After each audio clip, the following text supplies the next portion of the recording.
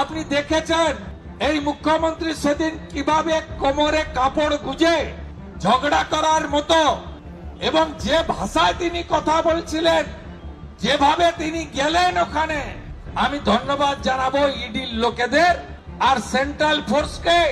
অনেকেই বলছেন কি হলো কি হলো, অনেক বিশ্লেষক সন্ধ্যাবেলা টক শোতে বলছেন প্রস্তুতির অভাব ছিল, ঢুকতে দেওয়া উচিত হয়নি। আমি বলেছি যা করেছে ইডি ঠিক করেছে। ওই দিন উনি চেয়েছিলেন যাতে ইডি উনাকে ধাক্কা ধাক্কি করে, ইডির বিরুদ্ধে মামলাও করতেন আর সাথে সাথে উনার বাড়ির কুকুরকে যেখানে ডায়ালিসিস করতে নির্মল মাঝি নিয়ে যায়, পিজি হসপিটাল যেখানে চোরেরা উঠবেন ওয়ার্ডে শুয়ে থাকে, কালীঘাটের কাকু কাকু সেখানে মমতা ব্যানার্জি শুয়ে পড়তেন আর আপনাদের বলতেন বাংলা আক্রান্ত। তাই আপনি সেদিন শুয়ে পড়তেন, সিম্পাথি চাইতেন। ইডি ফাঁদে পা দেয়নি, হাইকোর্টে চলে গেছে।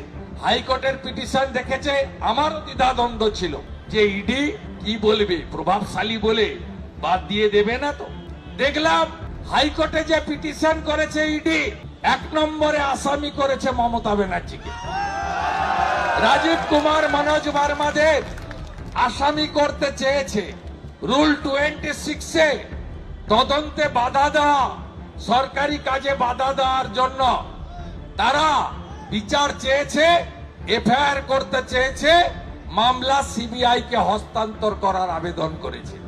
আমার কাছে হারা চিফ মিনিস্টার, তিনি ফাইলগুলো নিয়ে গর্বের সঙ্গে মিডিয়ার সামনে বলেছিলেন আমি ফাইলগুলো কাড়িয়ে নিয়েছি, ল্যাপটপটাও ছিনিয়ে নিয়েছি, চোর মাচায় আসুন।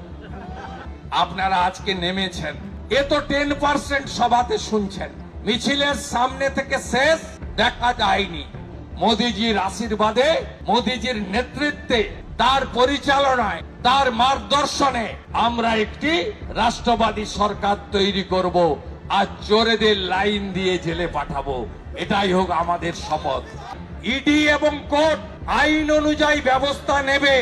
আমরা যাতে ইডির তদন্তে, তল্লাশিতে বাধা দেওয়ার জন্য ভারতীয় ন্যায় সংহিতা অনুযায়ী, ইডির রুল বুক অনুযায়ী মমতা ব্যানার্জি, রাজীব কুমার, মনোজ ভার্মাকেও আমরা জেলে দেখতে চাই। আমি দায়িত্ব নিয়ে ভারতীয় জনতা পার্টিকে ভবানীপুরে মমতা ব্যানার্জি নন্দীগ্রামে হেরেছিলেন, এবারে ভবানীপুরে হারবেন।